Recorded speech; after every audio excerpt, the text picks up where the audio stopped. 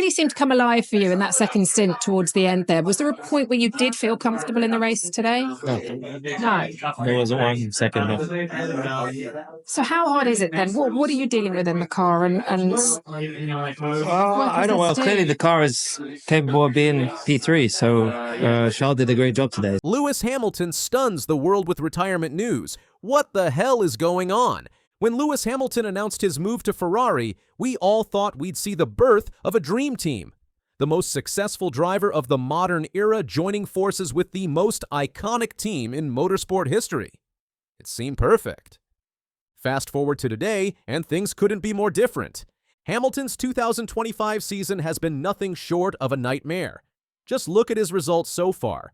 10th in Australia, 7th in Japan, 5th in Bahrain, 6th in China with a disqualification from the main race, 7th in Saudi Arabia. That's right, Hamilton hasn't finished higher than 5th in any Grand Prix this season. The 7-time world champion currently sits 7th in the Drivers' Championship with a measly 31 points. His only highlight? A sprint race win in Shanghai. But here's where it gets really bad. In Jeddah, Hamilton finished a massive 30.969 seconds behind his teammate Charles Leclerc. How does a 7-time world champion end up half a minute behind his teammate in the same car?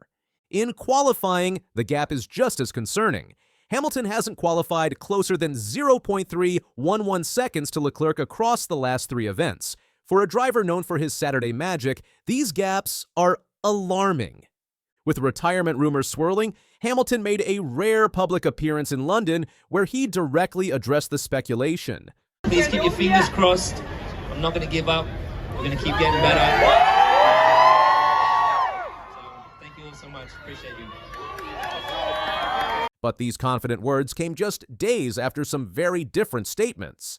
After the Saudi Arabian Grand Prix, Hamilton admitted his situation is painful with no fix on the horizon. "I think I'll struggle also in Miami," he predicted grimly. "I don't know how much longer I'll struggle for, but it's definitely painful. At the moment, there's no fix. So, this is how it's going to be for the rest of the year. It's going to be painful." Even more concerning, Hamilton lets slip that Ferrari's management are not happy with his performances. When the honeymoon phase ends this quickly, you have to wonder if this marriage was doomed from the start. Former F1 driver Ralf Schumacher has added fuel to the fire by suggesting Hamilton might just call it quits at the end of 2025. Speaking on Sky Germany's Backstage Pit Lane podcast, Schumacher didn't hold back. He said he just can't cope with the car. Schumacher made a damning comparison to Lando Norris's confidence issues, stating it's almost worse with Hamilton. "You can see that he's really slumped over," Schumacher observed. "If you're standing there at some point and have no more resources and are permanently slower, then you lose everything." Drawing from personal experience, Schumacher added, "I know from my own experience, if it goes on like this, it's no fun anymore." The psychological toll of constant underperformance can break even the strongest champions. Schumacher painted a vivid picture of what might be going through Hamilton's mind. Then at some point, he wakes up in the morning and thinks to himself, "Why am I doing this to myself? I'm no longer having fun. I can't do it anymore. I'm getting in the way of my team." If it goes on like this, there's a risk that at some point he'll say, "Look, I don't want this anymore. I want to live my life now. I'm 40 years old. I'm so rich, I'm not doing this to myself anymore."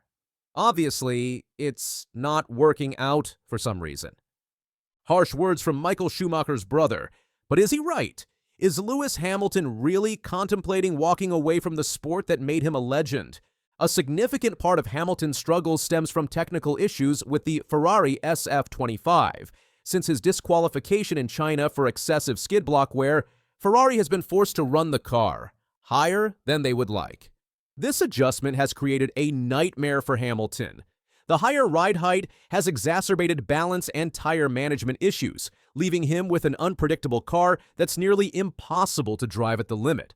Ferrari team principal Fred Vasseur has acknowledged the car's negative spot, but insists there's untapped potential. But can they unlock it before Hamilton's patience runs out?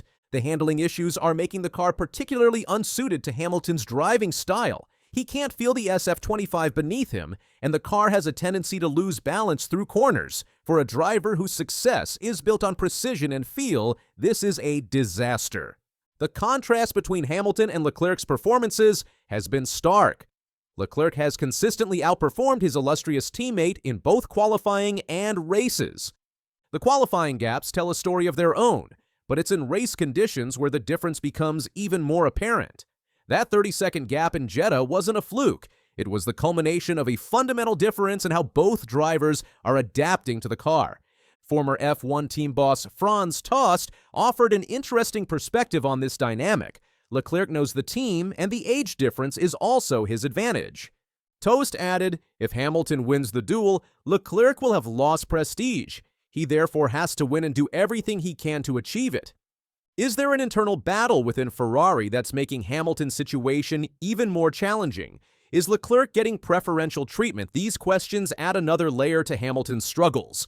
Franz Tost provided another fascinating theory on Hamilton's struggles. Hamilton's example proves how complex Formula One has become. Tost told F1 Insider, especially because it's all about hundredths of a second, that can make the difference. Those hundredths add up quickly. In Saudi Arabia, Hamilton was losing tenths to Leclerc in each sector during practice sessions. Many experts believe Hamilton's performance first started to slip in 2022, coinciding with the introduction of ground effect regulations. Hamilton developed his driving style before ground effect cars became the norm.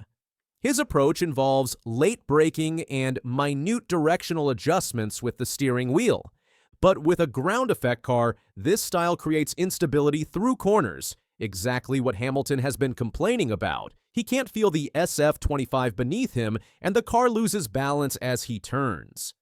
Is the 7-time world champion's driving style simply incompatible with modern F1 cars? Has the sport evolved beyond Hamilton's abilities? It's a theory gaining traction among F1 insiders. Former Toro Rosso driver Jaime Alguersuari has made a shocking prediction about Hamilton's future, one that he admits is risky. I have the feeling that Hamilton is going to leave, Alguersuari claimed on the After Lap podcast. I don't know why I'm taking a risk by saying this, but I have the feeling that his time has passed, that he's already won a lot, that he's already won everything, and that he's saying, okay, I've gone to Ferrari to try and see what happens in 2026. Alguersuari didn't just stop there. He delivered a brutal assessment of Ferrari's championship credentials. Alguersuari said, Ferrari is not a winning team. A team is a team that wins races, but it is not a winning team. They have not won since 2008. So they may have a competitive car. They may have a competitive team, but they don't have a winning team. There is a difference. With Ferrari's last Constructors' Championship coming in 2008 and their last Drivers' title in 2007, Alguersuari's point hits hard. Has Hamilton joined a team that simply doesn't know how to win championships anymore?